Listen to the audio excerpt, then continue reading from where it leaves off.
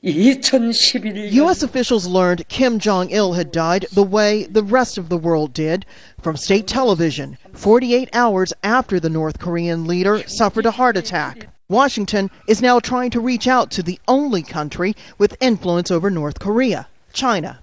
Pyongyang relies heavily on Beijing for political cover and economic aid.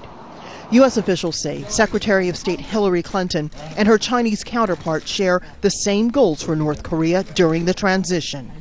Both of them obviously expressing interest in ensuring peace, stability, calm on the Korean Peninsula as a whole. The U.S. in recent months has tried to counter China's influence in the Pacific region, but some analysts suggest the relationship between North Korea and China could be tough for Washington to breach.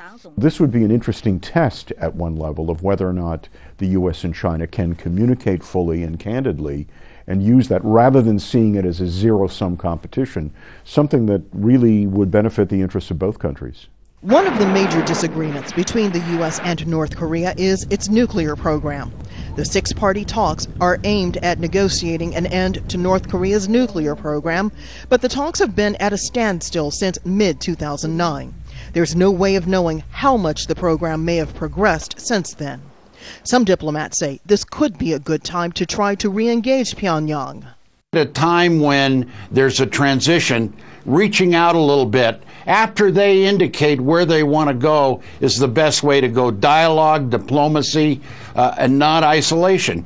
U.S. officials say they see no reason to put the nearly 30,000 American troops in South Korea on higher alert.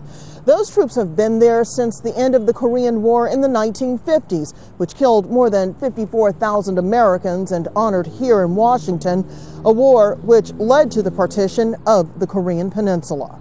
Rosalind Jordan, Al Jazeera, Washington.